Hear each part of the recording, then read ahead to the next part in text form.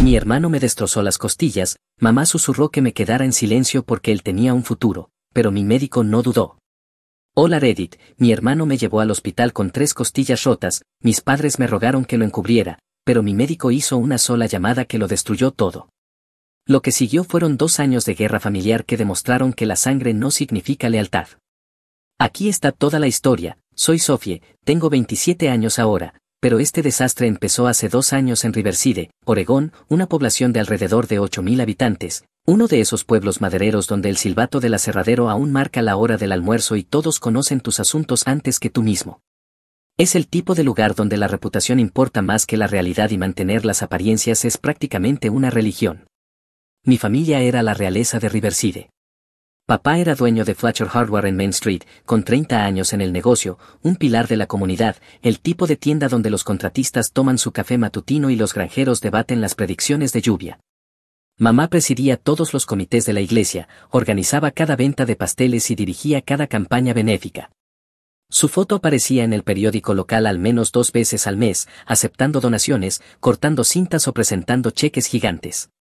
Luego estaba mi hermano mayor Blake, que ahora tiene 30 años, el hijo dorado que no podía hacer nada mal, el mariscal de campo estrella que llevó a Riverside High a campeonatos estatales durante 2 años consecutivos, con una beca académica completa en la universidad estatal, un título de negocios con honores, prácticas en empresas Fortune 500 y ofertas de trabajo antes de graduarse. Era la prueba viviente de que el sueño americano funcionaba si te esforzabas. Yo era la hija olvidada que pintaba en el garaje y trabajaba a tiempo parcial ordenando libros en la biblioteca pública por $11 la hora. Mi mayor logro, según mis padres, era no causar problemas. Así era literalmente como mamá me presentaba en los eventos de la iglesia, esta es Sophie, nuestra niña tranquila, no causa problemas como algunos jóvenes de hoy. La dinámica familiar se estableció temprano y nunca cambió. Blake era la inversión, yo era el plan de respaldo que nadie quería usar. Cada recurso, cada pizca de atención, cada momento de orgullo fluía en una sola dirección, y no era hacia mí. En la escuela primaria, Blake fue inscrito en ligas de fútbol americano que requerían viajes de 2 horas cada fin de semana y costaban cientos de dólares en cuotas, equipamiento y uniformes. Yo pedí tomar clases de arte en el centro comunitario y mamá dijo que no podíamos pagarlas. Ese mismo mes compraron para Blake un juego completo de equipo de entrenamiento de pesas para el garaje. En la secundaria, el cuarto de Blake fue renovado con muebles nuevos, pintura fresca y estantes para todos sus premios. Mi cuarto recibió muebles de segunda mano de ventas de garaje y paredes que no habían sido pintadas desde que tenía 6 años. Cuando pregunté si podía redecorarlo, papá dijo que mi habitación estaba bien y que no necesitaba impresionar a nadie porque yo no estaba trayendo exploradores a casa. En la preparatoria, los partidos de fútbol de Blake eran eventos familiares obligatorios. Mamá hacía camisetas a juego, papá reorganizaba su horario para no perderse un solo partido, incluso viajaban a partidos fuera de casa a 4 horas de distancia. Yo tuve una exposición de arte en el centro comunitario, mostrando un año entero de trabajo. Mamá tenía club de lectura, papá tenía inventario en la tienda y Blake tenía práctica de fútbol. Fui sola y fingí que no dolía cuando las familias de otros chicos aparecían para apoyarlos. El patrón era claro, Blake importaba, yo existía. Sus logros validaban su crianza, los míos eran notas al pie que se mencionaban brevemente y luego se olvidaban. A él lo celebraban, a mí me comparaban desfavorablemente con su estándar. Cada cena familiar incluía actualizaciones sobre el último éxito de Blake, ofertas de becas, estadísticas de partidos, cartas de aceptación universitarias y oportunidades de prácticas. Yo aprendí a sentarme en silencio y comer mientras ellos hablaban de su brillante futuro. En las raras ocasiones en que alguien preguntaba por mis planes, apenas alcanzaba a terminar una frase antes de que mamá redirigiera la conversación hacia la vida más interesante de Blake. Aprendí temprano que el amor en mi familia venía con condiciones. La condición de Blake era simplemente existir, la mía era ser lo suficientemente invisible para no distraer de su protagonismo. Si me quejaba del trato injusto, me decían que dejara de ser celosa del éxito de mi hermano. Si pedía apoyo igualitario, era que dejara de ser egoísta cuando Blake necesitaba esa oportunidad.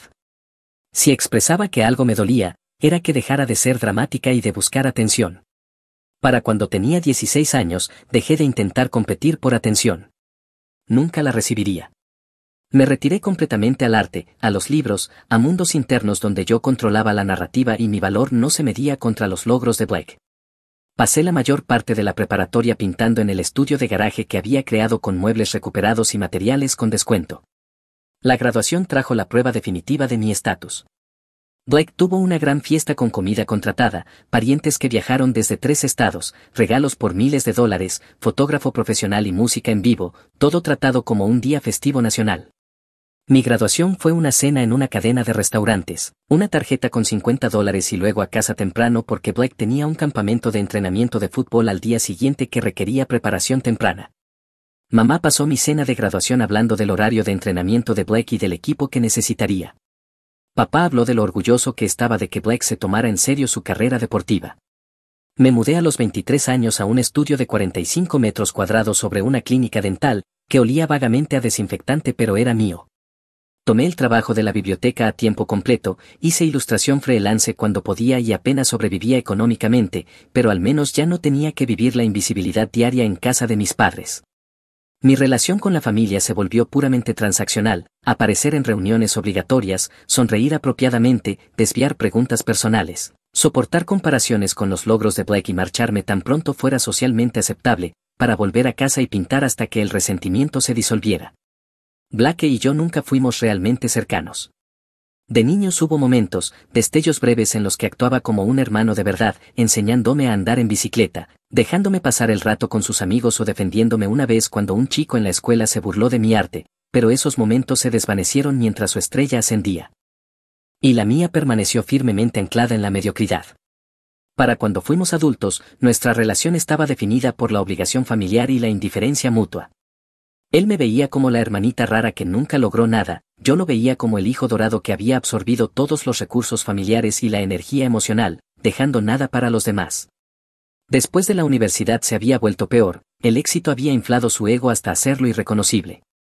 Venía a casa para las fiestas y se comportaba como realeza de visita, deleitando a todos con historias sobre su apartamento en Seattle, su salario, sus eventos de networking, su rutina de gimnasio, sus estrategias de preparación de comidas y su cartera de inversiones, todo enmarcado como falsa modestia disfrazada de humildes alardes. Sí, el ático es agradable, pero honestamente ya casi ni noto la vista cuando estoy trabajando en proyectos. El BMW fue una elección práctica, en serio más fiable.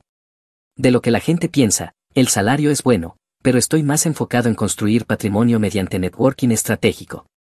Cada frase cuidadosamente diseñada para recordarles a todos que él lo había logrado mientras ellos seguían atrapados en Riverside, población 8000, donde ganar 40,000 al año se consideraba estar bien. Lo peor era ver a mis padres absorber cada palabra como si él estuviera entregando sabiduría divina. Papá asentía seriamente, tomando notas mentales, mamá irradiaba orgullo, a veces interrumpiendo con detalles de su infancia que supuestamente predecían su éxito actual. Todos actuaban como si sus logros fueran victorias comunitarias, no logros individuales que llegaron a costa de todos los demás.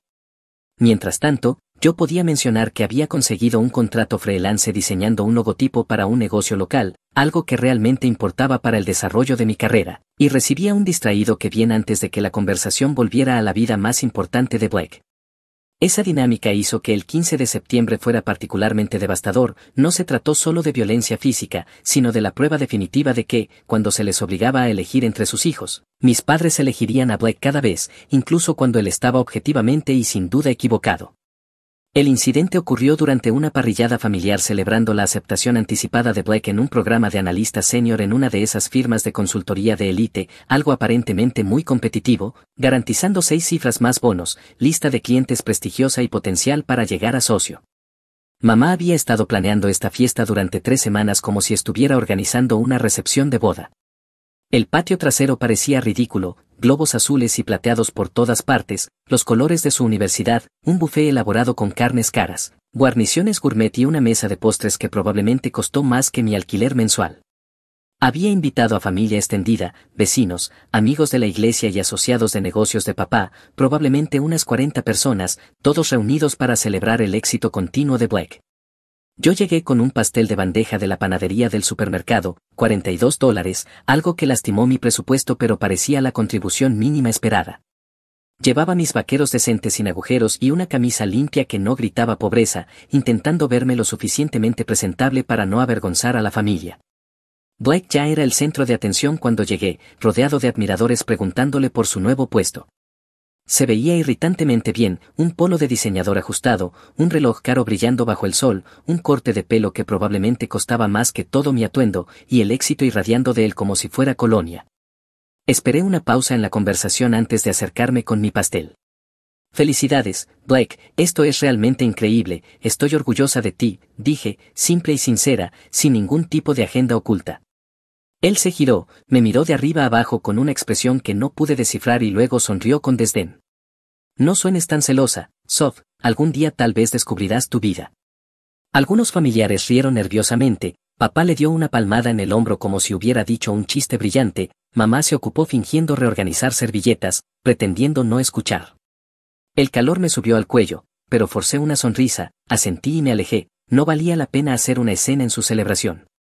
Pasé las siguientes 2 horas desempeñando el papel de hija invisible del servicio, ayudando a mamá en la cocina, cargando platos, rellenando bebidas, limpiando mesas, realizando todo el trabajo doméstico esperado de las hijas en los eventos familiares.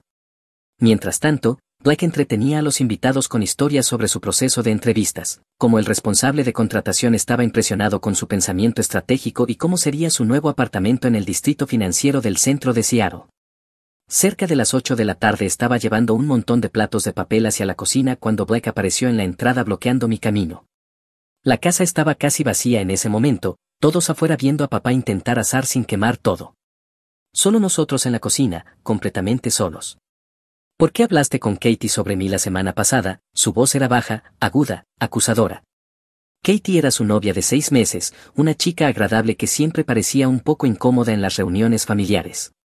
Ella llamó para preguntar si estabas bien, respondí genuinamente confundida. Dije que probablemente tenías mucho en la cabeza con el nuevo trabajo. Le dijiste que estaba bebiendo demasiado. Ella preguntó si habías estado bebiendo más últimamente porque tu voz sonaba áspera. Yo dije que probablemente solo estabas estresado por los plazos del trabajo, eso fue literalmente todo lo que dije. Respuesta equivocada, aparentemente. Su expresión cambió a algo frío, peligroso. No hablas de mí con mi novia, no analizas mi vida, no comentas mi comportamiento, tú apenas tienes tu propia vida en orden y estás ofreciendo observaciones sobre la mía. Blake, de verdad no estaba intentando. Aléjate de mis asuntos. Dio un paso hacia adelante entrando en mi espacio personal con una postura agresiva que hizo que todas las alarmas sonaran en mi cabeza. Retrocedí por reflejo, aún con los platos equilibrados en mis manos. Mi espalda chocó con el borde del mostrador, sin espacio para retroceder más. Él estaba cerca ahora, demasiado cerca, invadiendo mi espacio de una manera que hizo que todo mi sistema nervioso gritara peligro. No estaba intentando causar problemas, dije, manteniendo la voz calmada a pesar de mi corazón desbocado. Katie estaba preocupada por ti, ella me preguntó directamente, le di una respuesta benigna que te favorecía, eso fue todo lo que pasó. Estabas siendo entrometida. Sus manos subieron rápido, ambas palmas golpeando mis hombros, empujando con fuerza. El impacto me lanzó hacia atrás contra el borde del mostrador en el ángulo exactamente equivocado. Escuché el crujido, distinto y horrible, antes de que el dolor registrara, luego la agonía explotó por todo mi pecho como un rayo, ardiente y abrumadora. Los platos cayeron al suelo de baldosas haciéndose añicos. No podía respirar, no podía mantenerme en pie, me deslicé por el gabinete, sujetando mis costillas, jadeando como un pez. Cada intento de inhalar se sentía como cuchillos entre mis costillas. Pequeños jadeos apenas traían oxígeno. La visión se estrechó entre el zumbido en mis oídos. Escuché a Blake maldecir creativamente y luego la voz de mamá acercándose. Entró apresurada y entendió la escena al instante, yo hecha un ovillo en el suelo, Blake parado sobre mí con una expresión entre pánico y enojo, los platos rotos esparcidos por todas partes. ¿Qué pasó?, exigió con voz aguda. Tropezó, dijo Blake inmediatamente, con suavidad, como si hubiera preparado esa respuesta. Llevaba demasiados platos, perdió el equilibrio. Intenté hablar, pero no conseguía suficiente aire, solo emití un silbido patético mientras mamá se arrodillaba a mi lado. Su mano fue directamente al brazo de Blake en un gesto protector, eligiendo su bando desde el primer segundo. Sophie, ¿qué pasó? Me estaba mirando a mí ahora, pero su mano seguía en el brazo de Blake, un punto fijo que definía su decisión. Él me empujó, logré decir entre jadeos, contra el mostrador, no puedo respirar. El rostro de mamá cambió, no a sorpresa ni enojo, sino a miedo, ese miedo específico de alguien que nota que su imagen perfecta ha desarrollado grietas visibles que no pueden disfrazarse fácilmente. Se inclinó cerca, bajando la voz hasta hacerla casi inaudible. Quédate callada, él tiene un futuro. 6 palabras que dolieron más que 3 costillas rotas, peor que cualquier dolor físico que había sentido en mi vida, porque en ese momento quedó cristalino que había declarado mi valor en esta familia. La carrera, la reputación y el futuro de Black importaban más que mi sufrimiento inmediato, mi seguridad, mi bienestar y mi dignidad humana básica. Papá apareció desde el patio, evaluó la escena, escuchó la versión de Blake y me ayudó a llegar al sofá mientras mamá inventaba excusas estratégicas para los invitados preocupados. Sofía tropezó, un momento torpe. Nada serio, estas cosas pasan. Los invitados se marcharon en 30 minutos, percibiendo la tensión familiar. Blake desapareció arriba, en su dormitorio de la infancia. Yo me senté en el sofá envuelta en una manta que olía a detergente, cada respiración era agonía absoluta, mientras mis padres discutían la situación en voces bajas en la cocina. Alcancé a oír fragmentos entre la niebla del dolor. No podemos dejar que esto salga, ya sabes cómo habla la gente en este pueblo, él no quiso hacerle daño, ella estará bien en unos días, su carrera apenas está empezando. Alrededor de las 10 de la noche, papá me llevó a mi apartamento en silencio, me ayudó a entrar, me dijo que descansara, que tomara analgésicos de venta libre y que lo llamara si necesitaba algo, y luego se fue. Sin hospital, sin radiografías, sin visita médica, solo un acuerdo familiar silencioso de que todos fingiríamos que la violencia de Blake había sido un accidente desafortunado y que yo sanaría en silencio para no causar ruido que pudiera dañar su reputación. Mi teléfono no paró de sonar esa noche, mamá ofreciéndose a traer medicamentos, papá diciendo que no exagerara, que todos se ponen emocionales en las fiestas, que estas cosas pasan en las familias, que no hacía falta drama. Blake nunca llamó. Pasé esa noche interminable sola en mi estudio, sujetando mi costado, respirando con dificultad, viendo cómo los moretones se esparcían como tinta derramada sobre mis costillas. Cada movimiento traía nuevas oleadas de dolor. No podía acostarme sin sentir que me ahogaba, no podía sentarme sin provocar espasmos musculares, no podía encontrar una sola posición que no doliera. A la mañana siguiente apenas podía levantar el brazo para cepillarme los dientes. Los moretones habían tomado tonos espectaculares de púrpura, negro, verde y amarillo. Todo mi lado derecho parecía como si alguien me hubiera golpeado con un bate. Cada respiración era calculada, medida, intentando encontrar la mínima expansión que permitiera que entrara oxígeno sin provocar la sensación punzante. A las 6 de la mañana renuncié completamente a dormir. Y conduje yo misma a la clínica Santa Caterine. Cada bache era un nuevo dolor punzante, cada giro me hacía querer gritar, cada semáforo donde tenía que frenar con cuidado se sentía como tortura. El trayecto de 15 minutos me pareció horas de sufrimiento agudo. La clínica estaba casi vacía esa mañana de sábado tan temprano, solo un hombre mayor tosiendo en su codo y una madre con un niño febril. Me registré en la recepción, di mi información de seguro y me senté en esas sillas de plástico incómodas intentando desesperadamente no moverme en ninguna dirección. La doctora Morrison me llamó alrededor de las 7 de la mañana, tendría unos 40 años, actitud calmada y profesional, ojos amables pero expresión seria, el tipo de doctora que ya lo ha visto todo 2 veces y no pierde tiempo en cortesías cuando alguien está sufriendo claramente. Me pidió que describiera el incidente mientras me examinaba, sus manos gentiles pero profesionales presionando con cuidado a lo largo de mis costillas, escuchando mis pulmones con el estetoscopio y observando mi rostro para detectar reacciones de dolor. Cuando presionó el área donde había golpeado el mostrador grité involuntariamente, no pude evitarlo. 2 fracturas mínimo, dijo tomando notas en su tableta, posiblemente 3, lo confirmaremos con imágenes, ¿puedes decirme exactamente cómo ocurrió esta lesión? Pregunta estándar, rutina médica, pero algo en mi garganta se cerró por completo.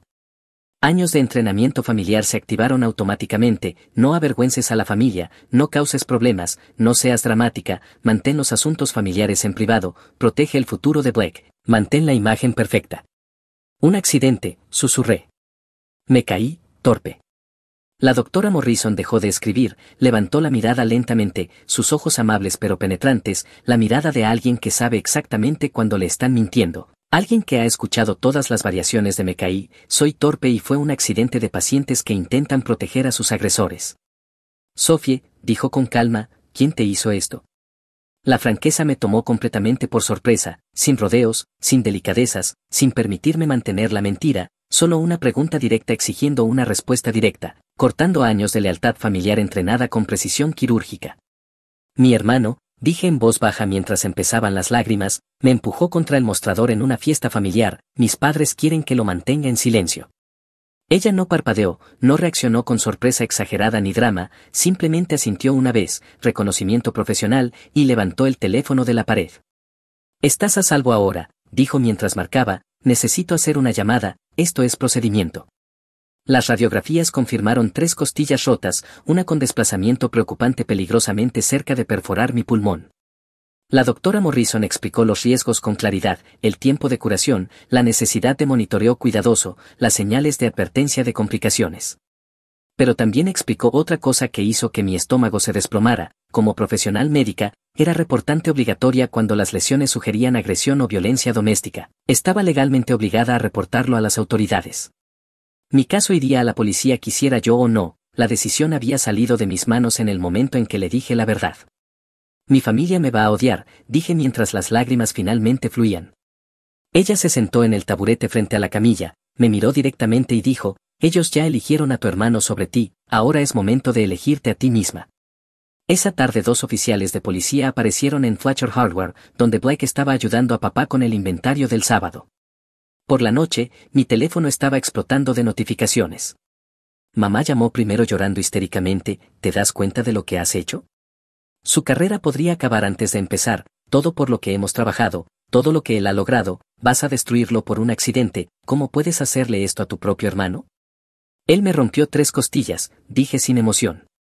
Fue un malentendido, él no quiso hacerte daño, estás siendo vengativa porque estás celosa de su éxito, de eso se trata realmente, ¿verdad?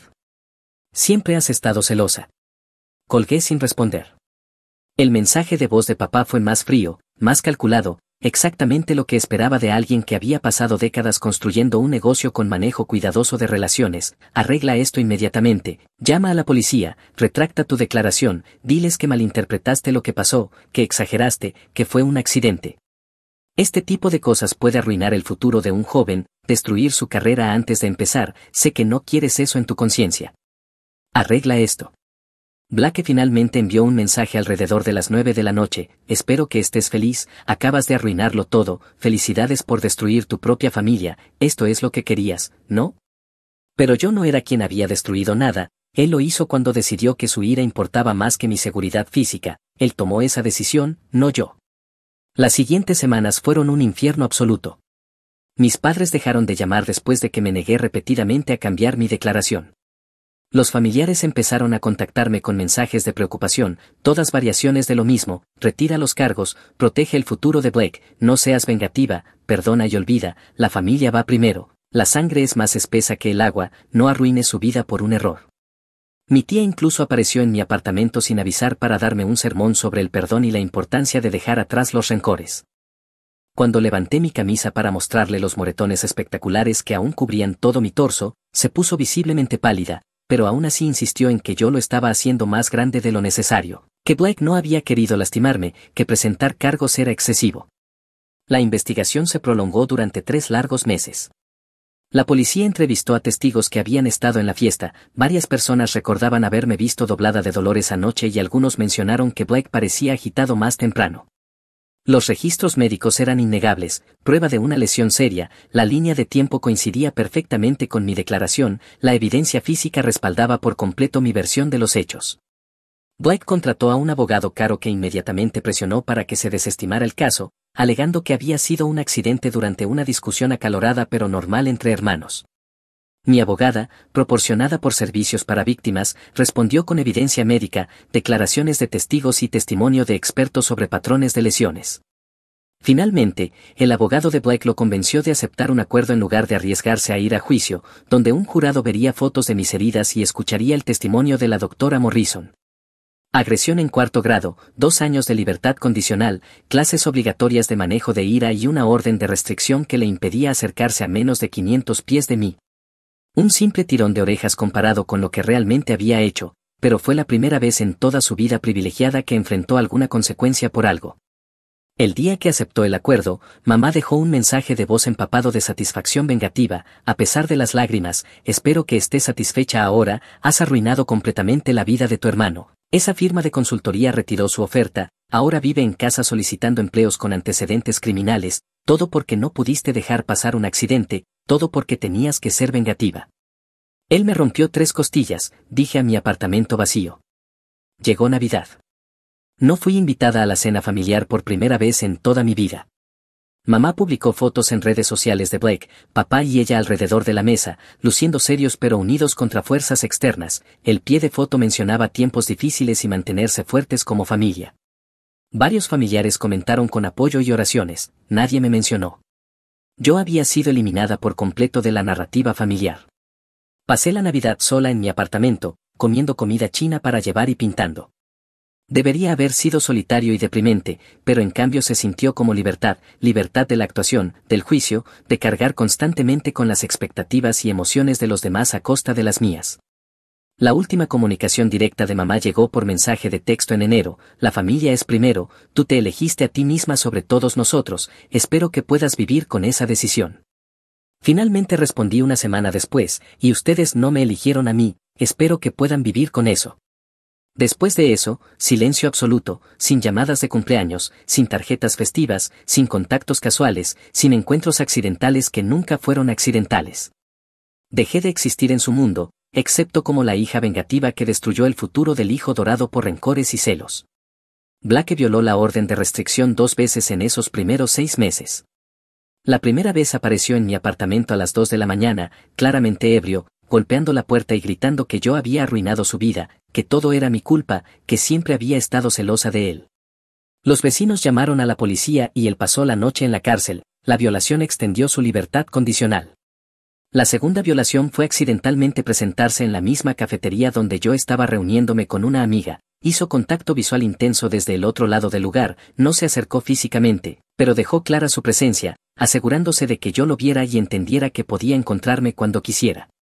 La policía también tomó en serio ese incidente y ambas violaciones agregaron extensiones a sus términos de libertad condicional y más clases obligatorias.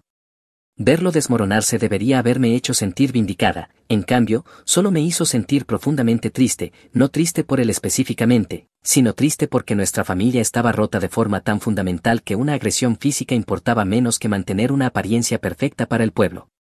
La curación física tomó meses, las costillas sanan lentamente y cada estornudo, cada tos, cada respiración profunda me recordaban esa noche de septiembre.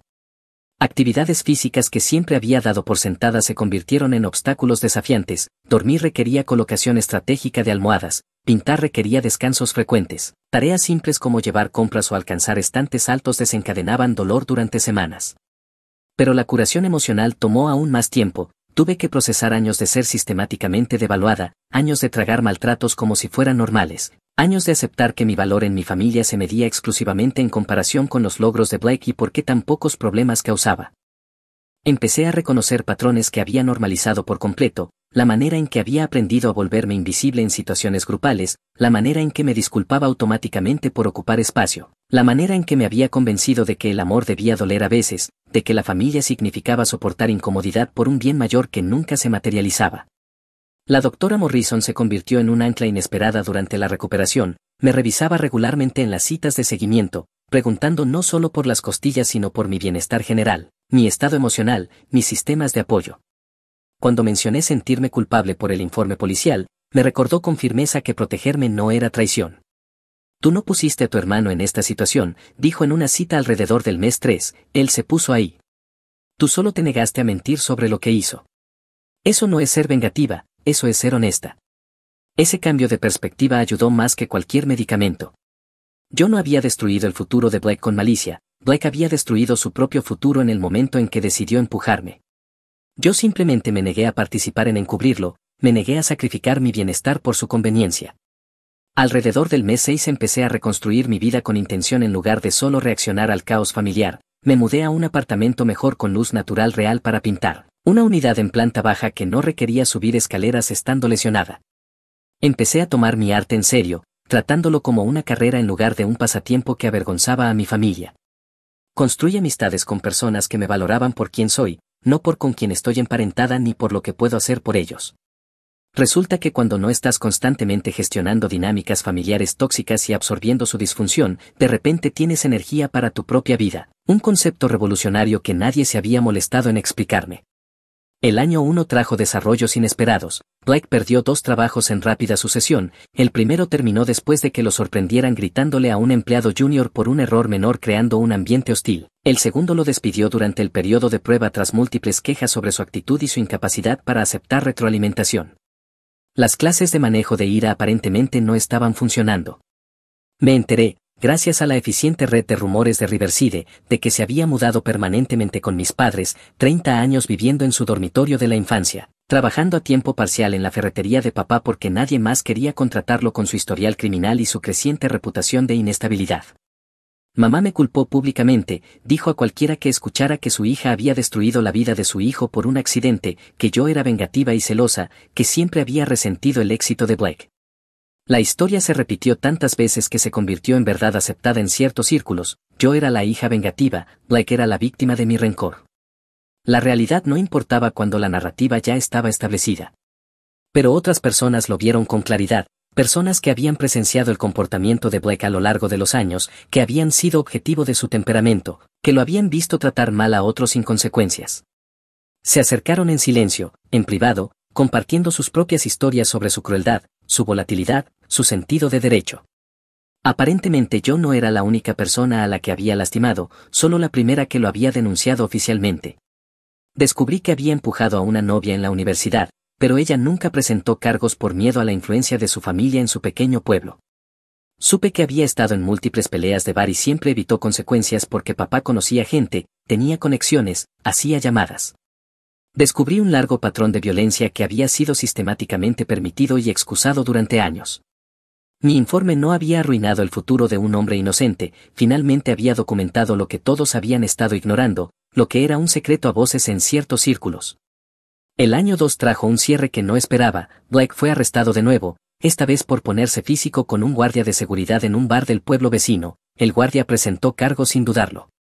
Entre el historial existente de Blake y las violaciones de libertad condicional, terminó cumpliendo 4 meses en la cárcel del condado.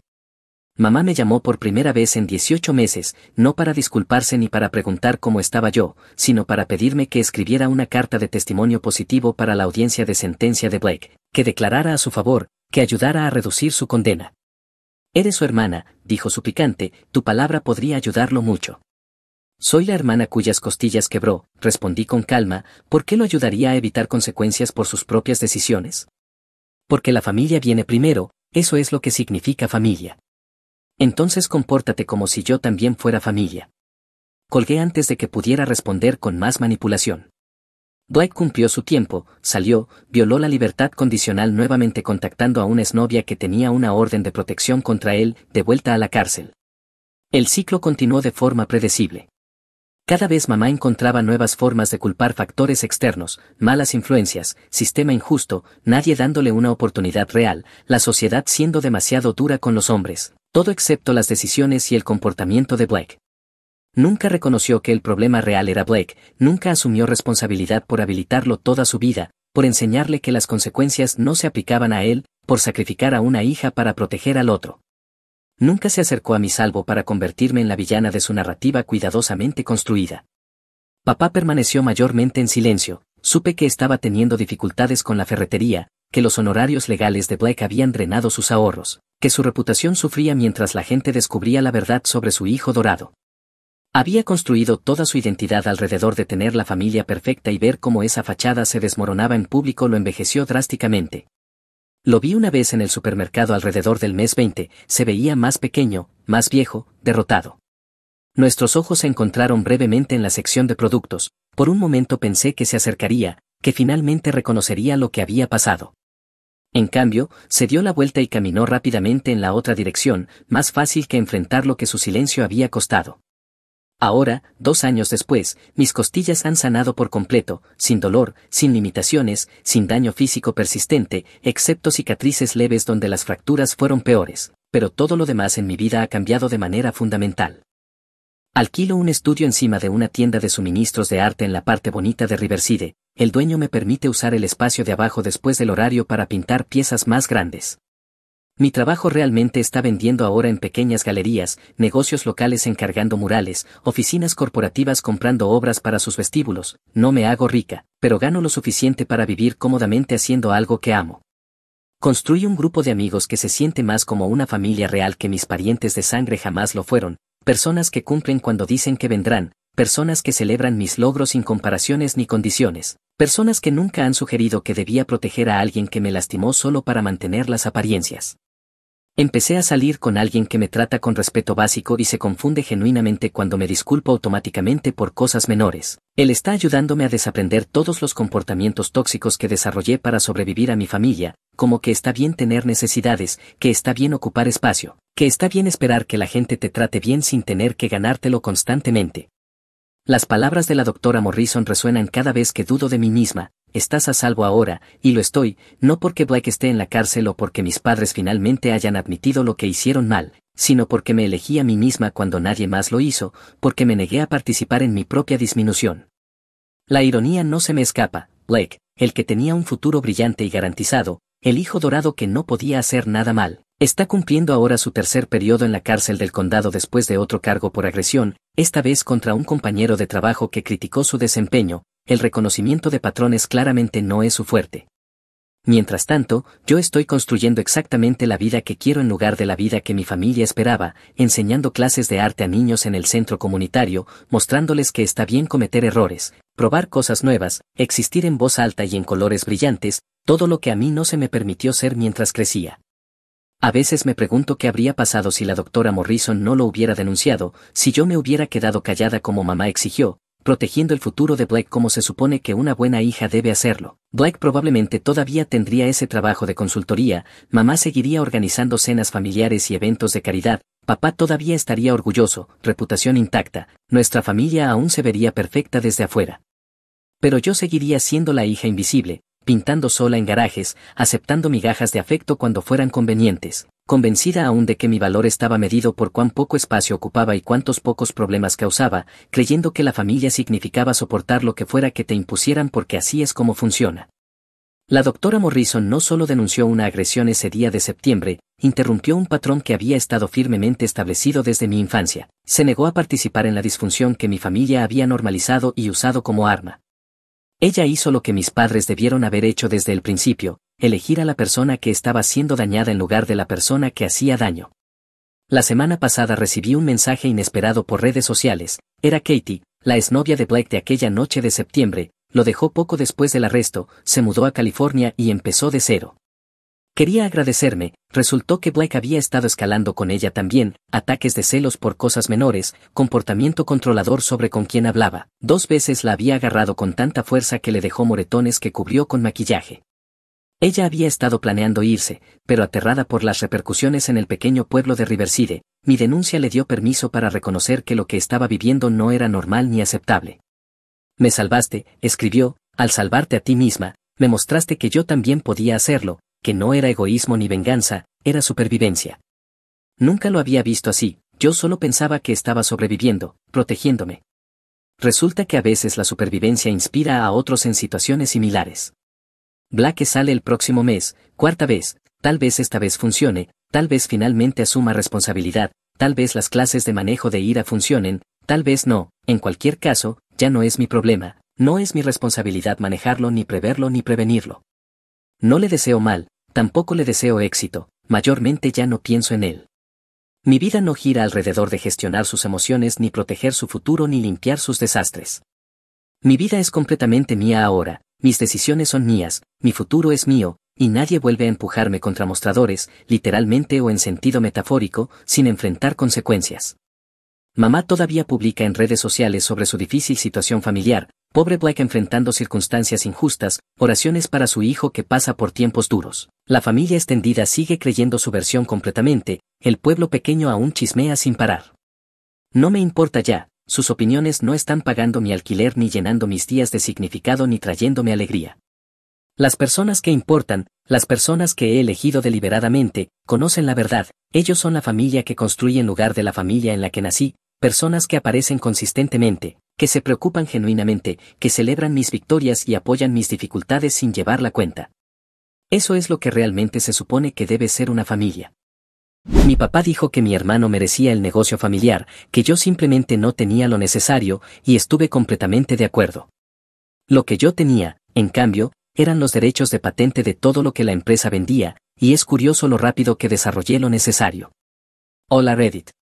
Mi papá entregó el negocio familiar a mi hermano, el hijo dorado, diciendo que yo no tenía lo necesario para dirigirlo, y estuve completamente de acuerdo con él.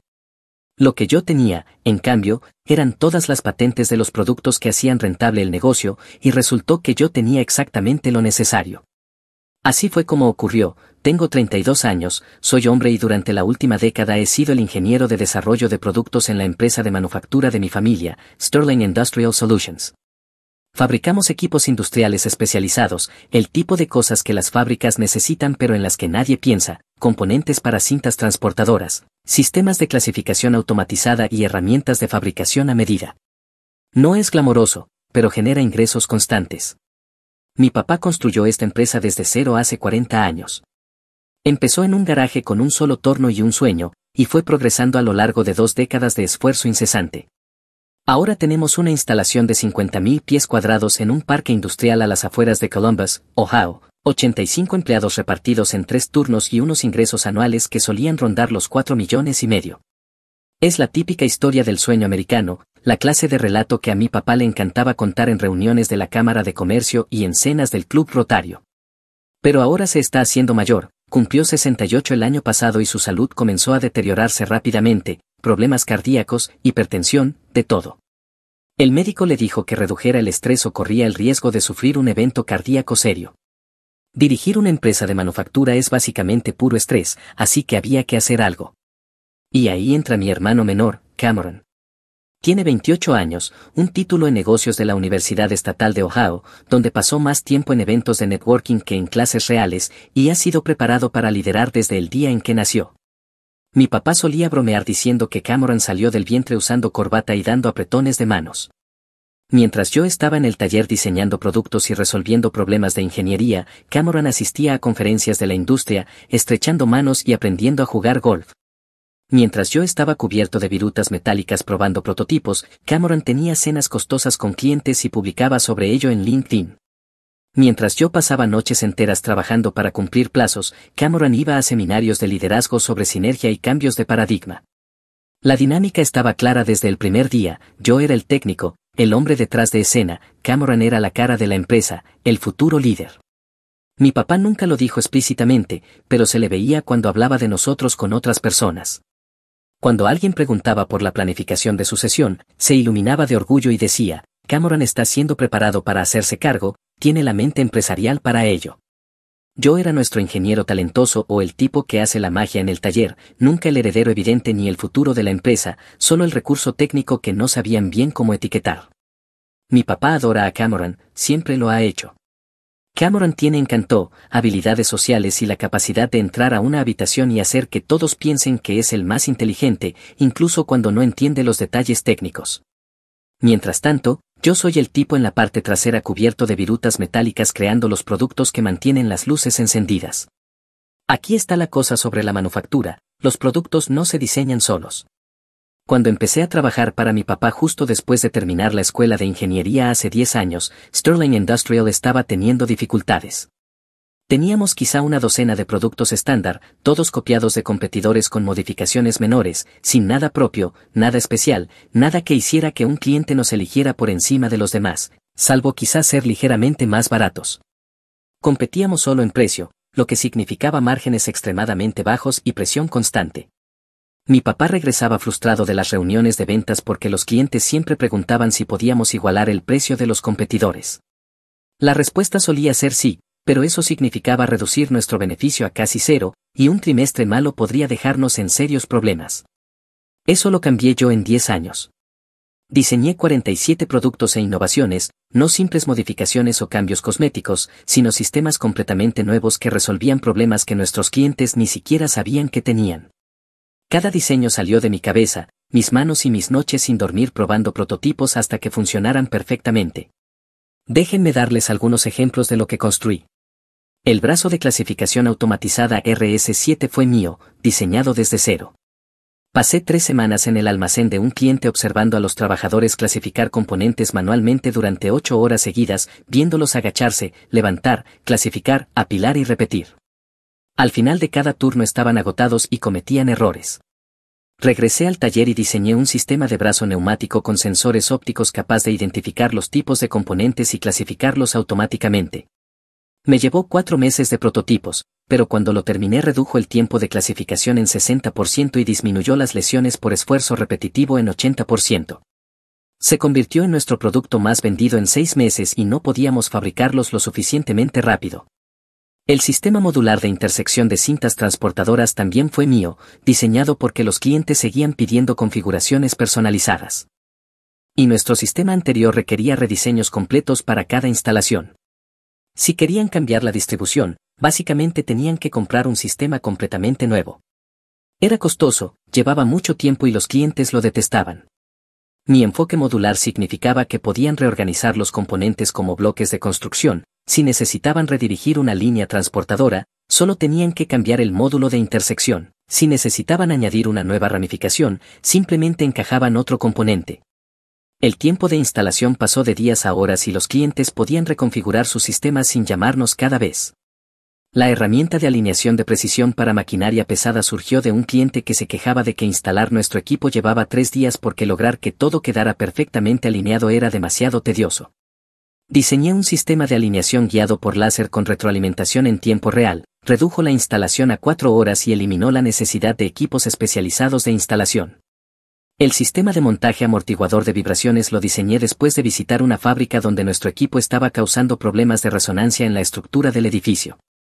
Pasé 2 semanas probando diferentes materiales y configuraciones, pero creé un montaje que absorbía 90% de la vibración operativa, solucionó su problema y abrió un mercado completamente nuevo para instalaciones en edificios antiguos.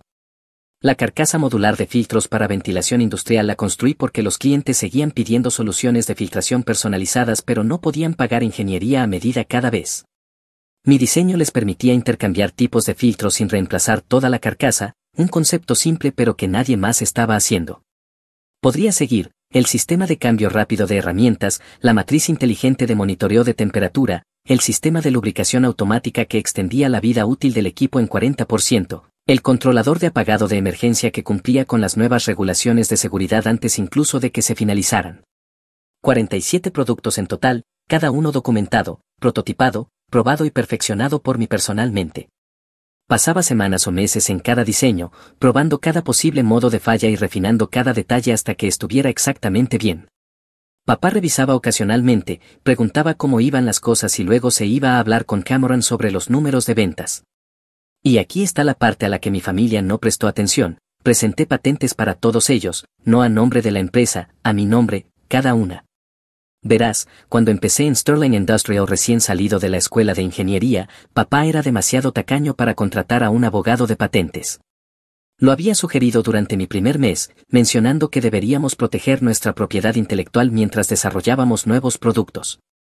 Las patentes son caras, dijo descartando la sugerencia, miles de dólares por solicitud, tarifas de mantenimiento cada pocos años, costos legales si alguien las impugna, para un negocio pequeño como el nuestro, simplemente no valía la pena.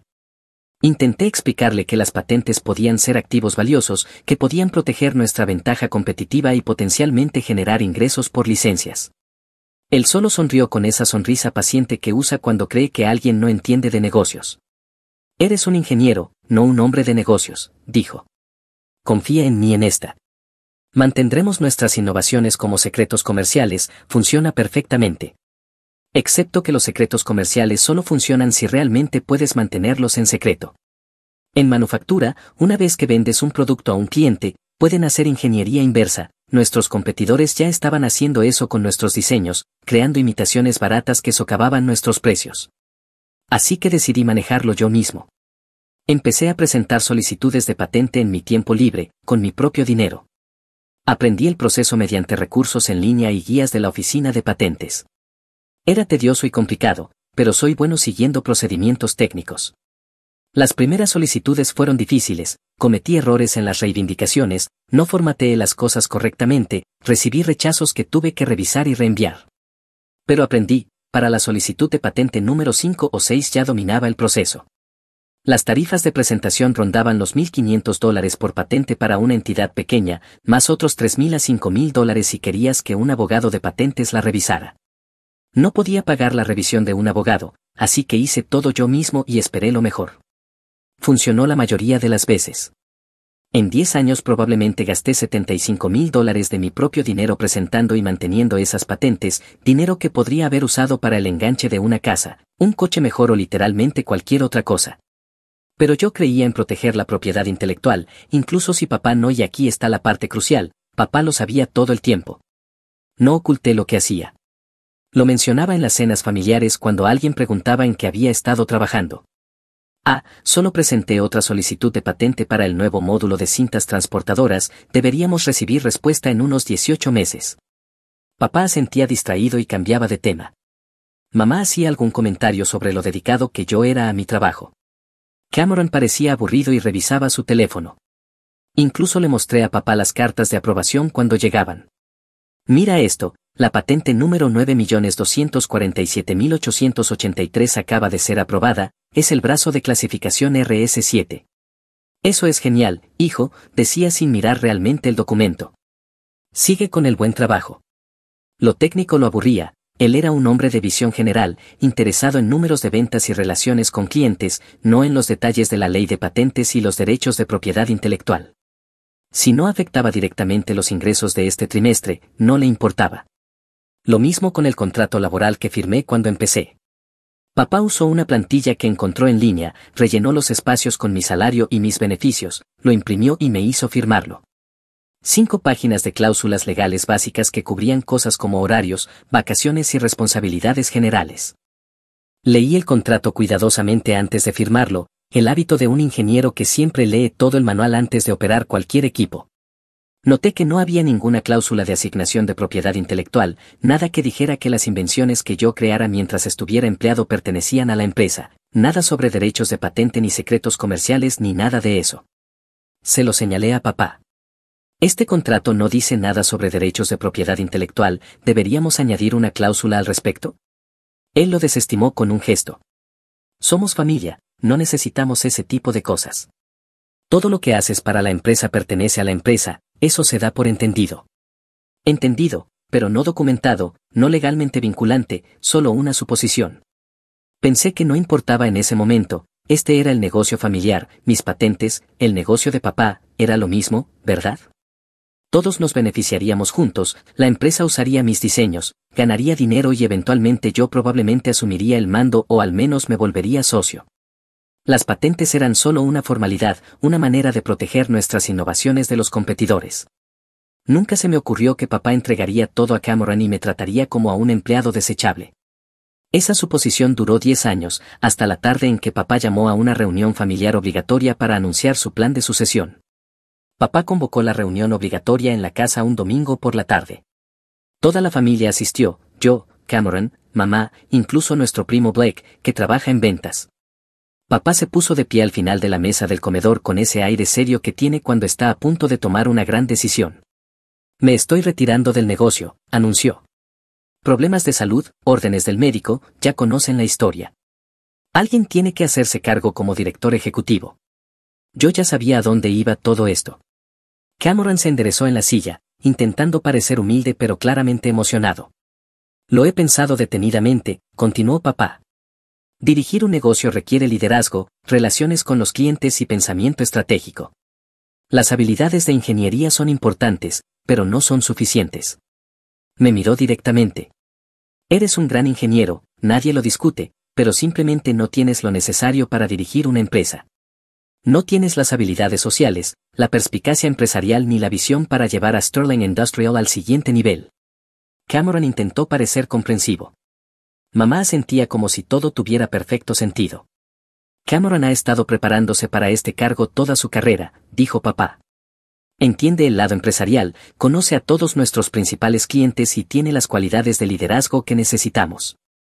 Así que, con efecto inmediato, Cameron es el nuevo director ejecutivo de Sterling Industrial Solutions. La sala estalló en felicitaciones. Mamá abrazó a Cameron, Blake le estrechó la mano, papá parecía orgulloso, como si acabara de tomar la decisión más sabia de su vida. Yo solo me quedé sentado pensando en esas 47 patentes acumulando polvo en mi archivador en casa. ¿Alguna objeción?, preguntó papá mirándome. Ninguna, dije. Tienes absolutamente razón, no tengo lo necesario para dirigir una empresa. Pareció sorprendido de que estuviera de acuerdo tan fácilmente. Bien, Que creyera que aceptaba mi posición en la jerarquía familiar.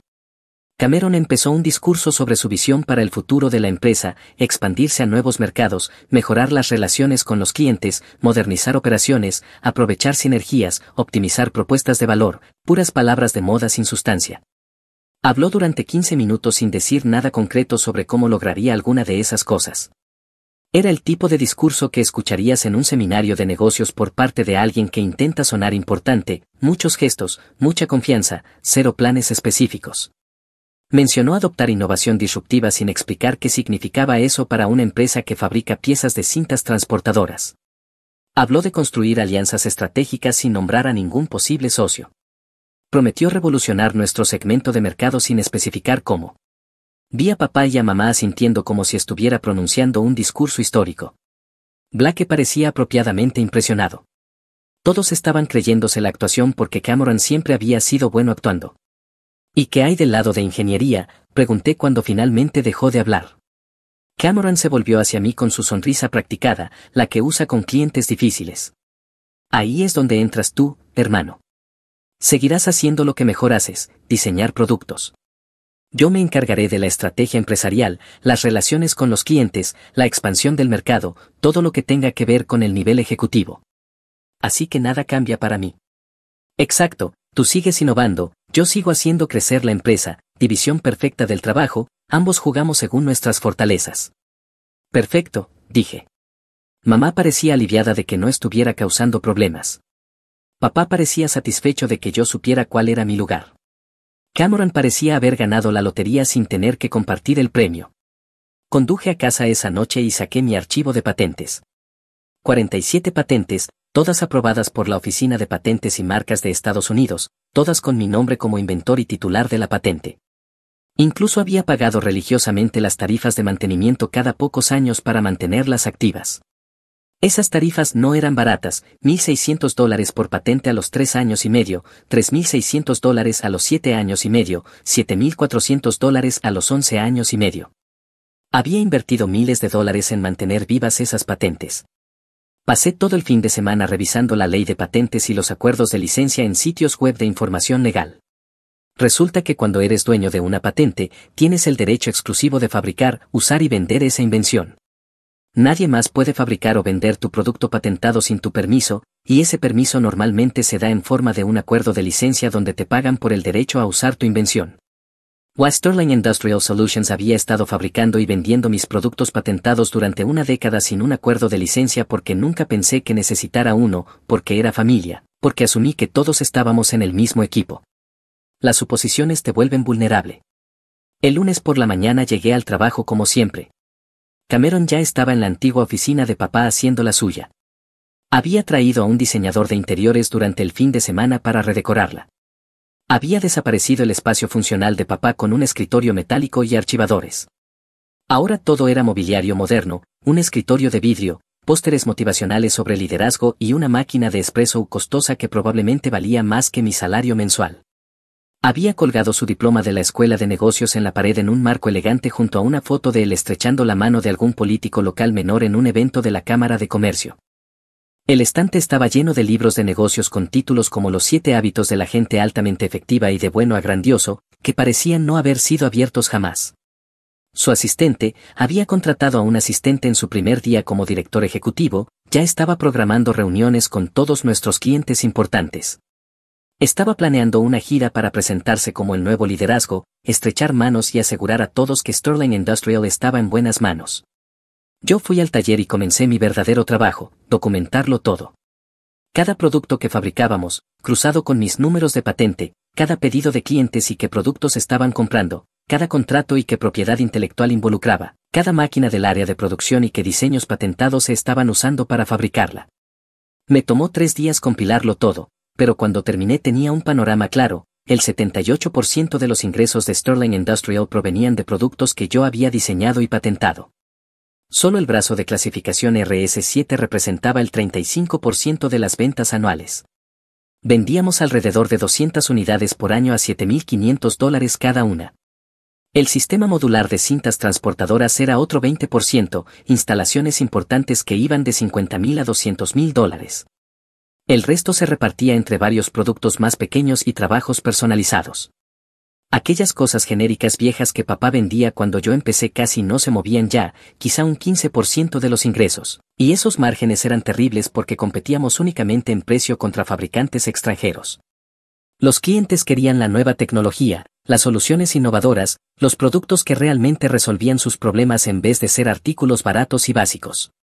Sterling Industrial había pasado de ser un fabricante de productos genéricos a ser una empresa de innovación, y esa innovación estaba en mi archivador en forma de 47 patentes aprobadas por el gobierno. También empecé a hacer llamadas, contacté al ingeniero jefe de Bartlett Manufacturing, nuestro mayor competidor, solo conversación casual, preguntando cómo iba la industria. Mencioné que quizá estaría buscando nuevas oportunidades. De verdad, dijo claramente interesado, porque hemos estado tratando de averiguar cómo Sterling sigue superándonos en precio con mejor tecnología. Si estás disponible, deberíamos hablar. Hice llamadas similares a otros 3 competidores. Todos conocían mi trabajo, conocían mi reputación, sabían que yo era el cerebro detrás de la línea de productos de Sterling. Para el miércoles ya tenía una idea más clara. Cameron estaba pasando su primera semana como director ejecutivo visitando clientes, hablando de mantener relaciones y garantizar continuidad. Había llevado a Blake con él a la mayoría de las reuniones, lo cual tenía sentido. Blake realmente conocía a los clientes y podía suavizar cualquier momento incómodo. Mientras tanto, la planta de producción funcionaba en piloto automático. Los pedidos se estaban completando, los productos ensamblándose, todo parecía bien en la superficie. Cameron convocó una reunión general el viernes por la tarde, reunió a todos en el almacén. Se subió a una carretilla elevadora para que todos pudieran verlo y dio un discurso sobre su visión para Sterling Industrial Solutions. No somos solo una empresa de manufactura, declaró, somos un proveedor de soluciones.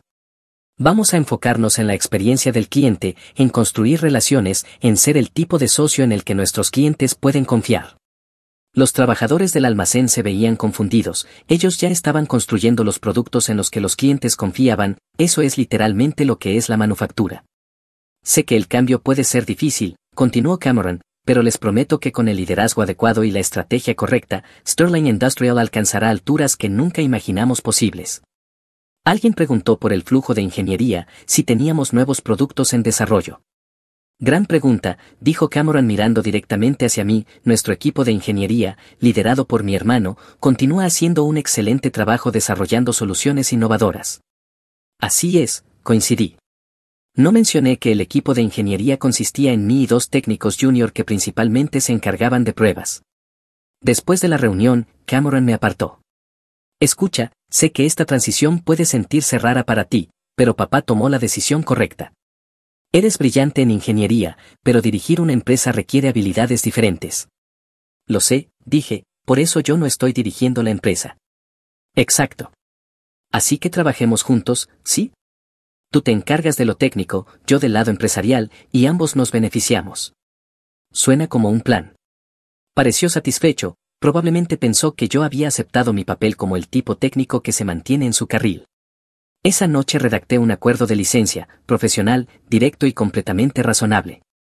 Sterling Industrial Solutions podría seguir fabricando y vendiendo productos cubiertos por mis patentes a cambio de una tarifa de licencia del 12% de los ingresos brutos de esos productos. 12% era estándar en la industria, no excesivo ni punitivo, solo práctica normal de licenciamiento de patentes. Incluye una cláusula que permitía negociar modificaciones o acuerdos alternativos dentro de 30 días. El lunes por la mañana hice que el documento fuera notariado y certificado, envié copias por correo certificado a Cameron en la oficina, a papá en casa y a nuestro abogado de la empresa. Luego esperé. La explosión llegó el miércoles. Cameron irrumpió en el taller alrededor de las 10 de la mañana agitando el acuerdo de licencia como si estuviera ardiendo. Tenía la cara roja y aquella vena de su frente palpitando como cuando realmente está furioso. ¿Qué diablos es esto?, exigió. Un acuerdo de licencia, dije calmadamente, para mis patentes. ¿Tus patentes? Estos son productos de la empresa. Productos que yo diseñé y que patente a mi nombre. Revisa los registros de la oficina de patentes si no me crees. Me miró como si me hubiera salido otra cabeza. No puedes hablar en serio, trabajas aquí. Todo lo que diseñas pertenece a la empresa. No según las solicitudes de patente que presenté y pagué yo mismo. No según el contrato laboral que firmé, que no tiene ninguna cláusula de asignación de propiedad intelectual. ¿Quieres verlo? Saqué mi archivo laboral. Efectivamente, el contrato que papá me hizo firmar hace 10 años era básico: salario, beneficios, responsabilidades generales, nada sobre derechos de propiedad intelectual, nada sobre invenciones o patentes perteneciendo a la empresa. Papá había sido demasiado tacaño para contratar a un abogado de verdad cuando me incorporó, solo usó una plantilla encontrada en línea y rellenó los espacios. Las manos de Cameron temblaban ahora. Papá va a oír sobre esto. Ya lo hizo. Le envié una copia por correo certificado, debió llegar ayer. Esto es extorsión. Esto es negocio. Yo poseo patentes, ustedes quieren usarlas y la práctica estándar es un acuerdo de licencia. 12% de los ingresos brutos es completamente razonable. 12%, ¿tienes idea de lo que eso haría con nuestros márgenes? En realidad sí la tenía, había hecho los cálculos varias veces. 12% reduciría las ganancias, pero no las destruiría. Sterling Industrial seguiría siendo rentable, solo que menos. Tendrían que administrar el negocio de forma eficiente en vez de simplemente depender de mis innovaciones. Entonces quizá deberías negociar una mejor tarifa, sugerí. Para eso está la ventana de 30 días en el acuerdo. O podríamos simplemente despedirte y dejar de fabricar tus productos. Puedes intentarlo, acepté. Claro que esos productos representan alrededor del 78% de tus ingresos, así que me despedirías y perderías la mayor parte de tu flujo de ingresos. Pero bueno, tú eres el director ejecutivo ahora, toma la decisión que creas mejor. Abrió la boca, la cerró, la volvió a abrir, los engranajes giraban, pero no lo suficientemente rápido. Necesito hablar con papá, dijo al fin y salió furioso. 2 horas después papá apareció. Se veía más viejo que como lo recordaba, más cansado. Los problemas de salud no eran una excusa, realmente no estaba bien. Nos sentamos en la sala de descanso, solo nosotros dos. ¿Qué es todo esto, hijo?, preguntó en voz baja. Exactamente lo que dice, respondí. Yo poseo las patentes de los productos que Sterling Industrial fabrica. Estoy solicitando un acuerdo de licencia. Pero desarrollaste esos productos para la empresa. Los desarrollé mientras trabajaba para la empresa, corregí, pero presenté y pagué las patentes yo mismo. ¿Tú lo sabías en ese momento? ¿Recuerdas todas esas solicitudes de patente que mencionaba en la cena? Él hizo un gesto despectivo con la mano. Pensé que era solo papeleo, cosas técnicas. Eran cosas técnicas que me dan propiedad legal de esas invenciones. Papá parecía genuinamente confundido. ¿Por qué harías esto? Somos familia.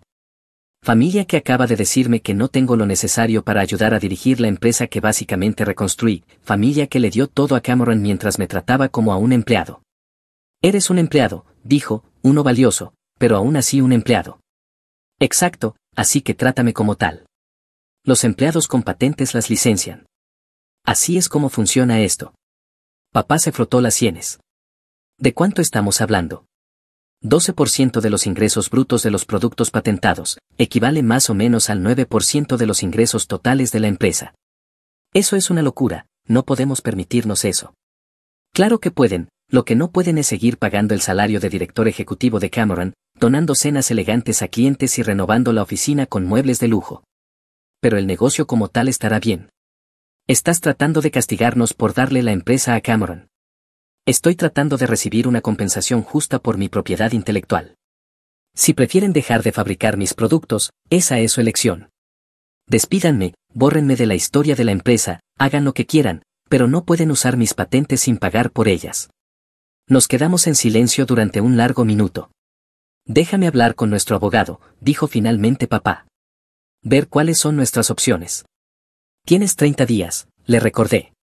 Después de eso, empiezo a hacer cumplir mis derechos de patente de forma más agresiva. Se fue pareciendo más viejo que cuando llegó. La semana siguiente fue tensa. Cameron me evitó por completo. Papá empezó a aparecer más en la oficina, reuniéndose con el abogado de la empresa a puertas cerradas. Blake se me acercó una vez preguntando si realmente iba en serio. Totalmente en serio, le dije. Pero es el negocio familiar. Entonces la familia debería haberme tratado como familia en lugar de mano de obra barata. Mientras tanto, yo había estado conversando con Bartlett Manufacturing. Estaban muy interesados en mi trabajo, muy impresionados con mi portafolio de patentes y muy dispuestos a hablar de oportunidades de empleo. Hemos estado observando la línea de productos de Sterling durante años, me dijo su director ejecutivo por teléfono. Sabíamos que alguien ahí estaba diseñando cosas brillantes, no sabíamos que era una sola persona. Lo era, confirmé. Si te unieras a Bartlett, ¿podrías traer esas innovaciones contigo? Depende. Yo poseo las patentes, así que puedo licenciarlas a quien quiera, pero necesitaría una oferta adecuada. ¿De qué tipo de oferta estamos hablando? Lo detallé, salario base 40% más alto que lo que Sterling me pagaba, beneficios completos, participación accionaria en la empresa. Y control creativo completo sobre el departamento de ingeniería. Eso es agresivo, dijo. También lo es mi portafolio de patentes. Déjame hablar con la junta, te responderé antes de que termine la semana. Me respondieron en 2 días con una oferta por escrito, con todo lo que había pedido más un bono de firma que superaba lo que había ganado en el último año en Sterling. No la firmé de inmediato, la guardé en el cajón de mi escritorio como seguro. En el día 25 de mi plazo de 30 días, Cameron finalmente apareció en el taller. No vamos a pagarte tarifas de licencia, anunció. Nuestro abogado dice que podemos pelear esto, dice que hay precedentes de invenciones de empleados que pertenecen a la empresa incluso sin contratos explícitos. Tu abogado está equivocado, dije con calma, pero adelante, inténtalo. Nos veremos en la corte. No tienes dinero para un juicio de patentes. En realidad sí lo tengo. Bartlett Manufacturing se ofreció a cubrir mis costos legales a cambio de derechos exclusivos de licencia sobre mis patentes. ¿Quieres ver la carta de oferta? Su rostro palideció. No harías eso. Ponme a prueba ahora mismo.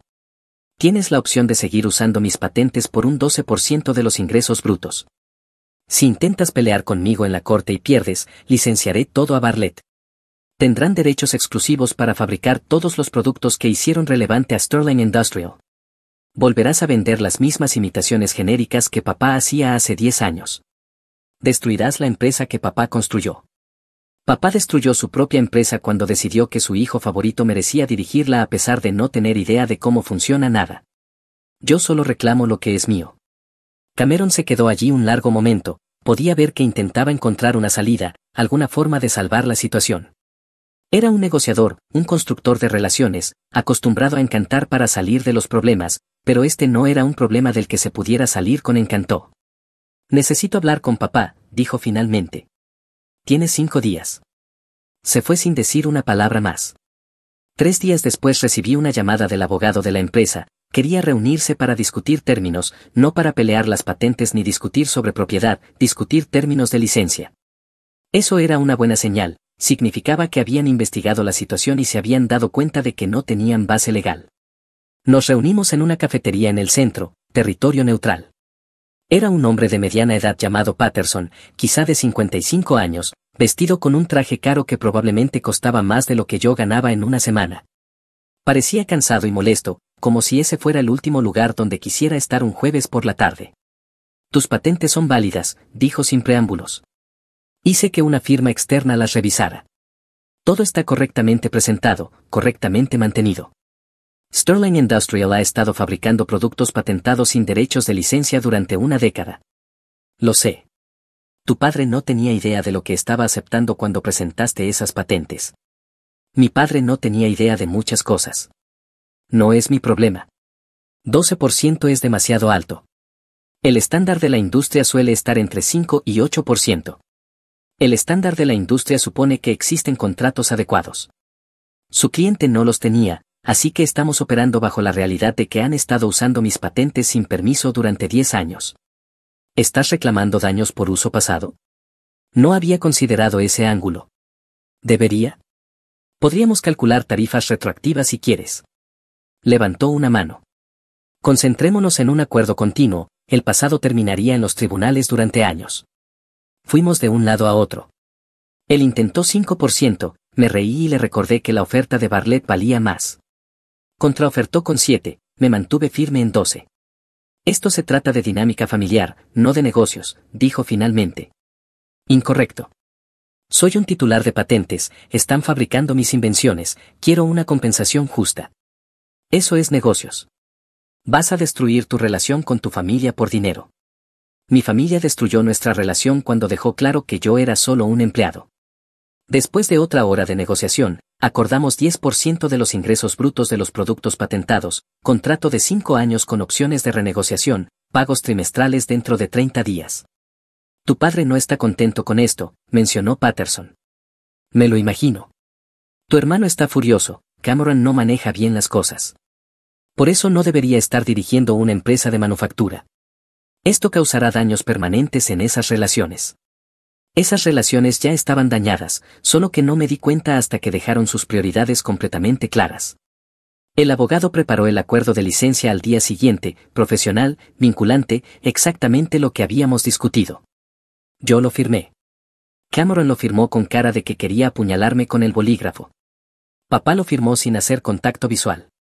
Y así, pasé de empleado a titular de patentes con un acuerdo de licencia que valía aproximadamente $350,000 anuales. El primer cheque llegó 6 semanas después, incluía el trimestre anterior más pagos retroactivos de los últimos 3 meses desde que envié el aviso original de licencia. Ver ese depósito en mi cuenta fue mejor que cualquier ascenso o aumento que hubiera recibido en Sterling. Cameron intentó excluirme de la toma de decisiones después de eso, dejó de incluirme en reuniones, dejó de pedirme opinión sobre asuntos con clientes, básicamente me trató como a un contratista que casualmente trabajaba en el edificio. Perfecto para mí. Me presentaba, hacía mi trabajo de ingeniería y cobraba mi salario más las tarifas de licencia. Y empecé a planear mi estrategia de salida. Verás, con las licencias de patentes yo podía licenciar esas patentes a varias empresas si quería, nada en mi acuerdo con Sterling les daba derechos exclusivos, solo tenían acceso primero porque ya habían estado usando mis diseños. 6 meses después de que el acuerdo de licencia entró en vigor, firmé un trato con Bartlett Manufacturing, una licencia no exclusiva por 15% de sus ingresos brutos provenientes de mis productos patentados, además de la oferta de trabajo que había tenido guardada. Estaban expandiéndose a nuevos mercados y querían mis innovaciones para obtener una ventaja competitiva. Eso significaba que ahora estaba recibiendo tarifas de licencia de 2 empresas, $350,000 anuales de Sterling y aproximadamente $280,000 de Bartlett según sus ventas proyectadas. Presenté mi aviso de 2 semanas en Sterling un lunes por la mañana. Cameron estaba en su oficina cuando dejé la carta de renuncia en su escritorio, la leyó 2 veces, luego me miró con puro odio. ¿Te vas a Bartlett? Me voy. Estás dándole a nuestro competidor acceso a nuestros productos. Estoy dándole a un competidor acceso a mis productos. Hay una diferencia. Papá va a estar destrozado.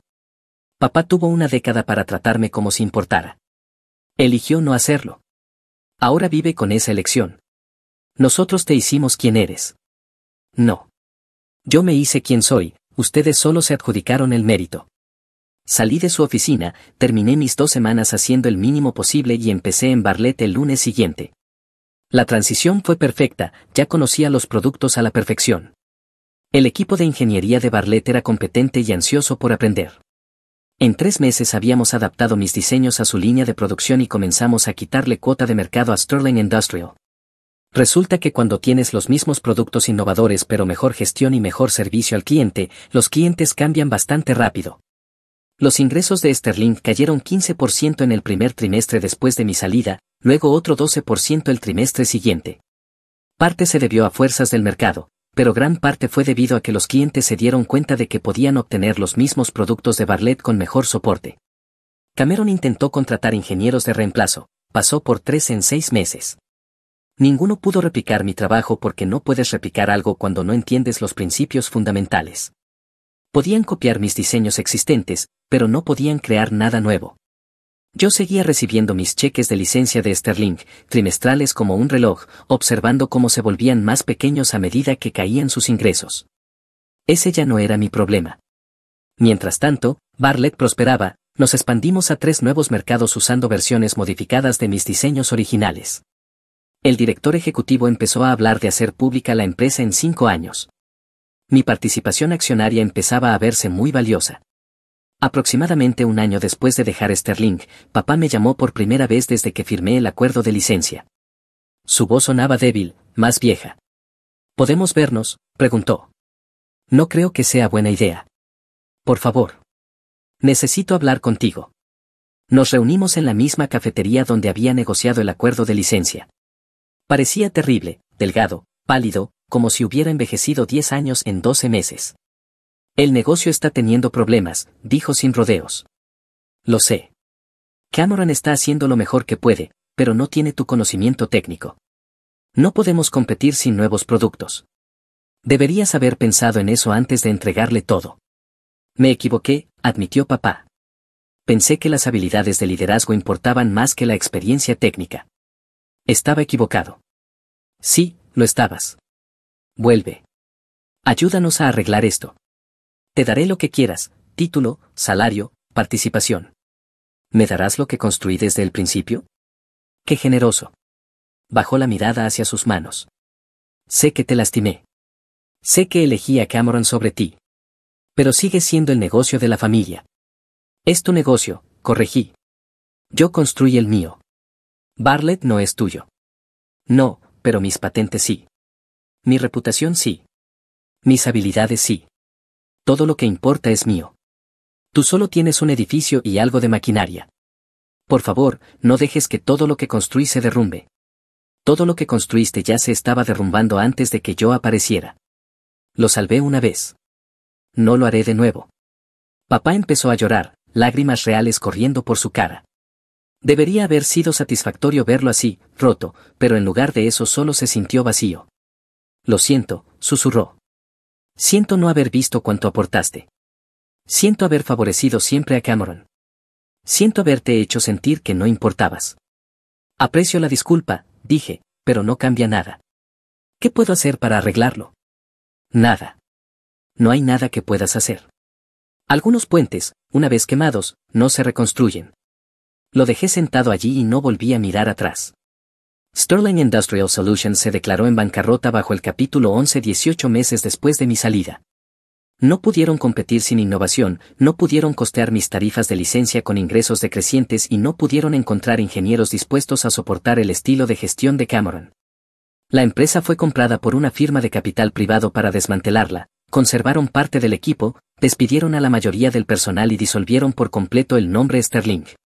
El trabajo de vida de papá, desaparecido. Cameron intentó conseguir empleo en otras empresas de manufactura, resulta que ser el director ejecutivo que llevó una compañía rentable a la bancarrota no luce bien en un currículum. Lo último que supe es que trabajaba en ventas para una empresa de suministros industriales ganando una fracción de lo que ganaba como director ejecutivo. Blake salió adelante, los buenos vendedores siempre lo hacen. Me llamó una vez para disculparse por no hablar durante el anuncio de sucesión, dijo que sabía que estaba mal pero no sintió que fuera su lugar intervenir. Le dije que lo entendía, solo intentaba sobrevivir en un negocio familiar disfuncional como el resto de nosotros. Mamá intentó hacerme sentir culpable un par de veces, me llamó egoísta, dijo que destruía la familia por dinero, afirmó que yo debía haber sido la persona más grande. Dejé de contestarle después del tercer mensaje. El problema de ser la persona más grande es que solo funciona si las otras personas eventualmente crecen para alcanzarte. Mi familia no estaba creciendo, solo esperaban que yo me encogiera. Si disfrutaste este video, por favor presiona el botón de suscribirte, realmente ayuda al canal y nos ayuda a traer más y mejores historias. Gracias.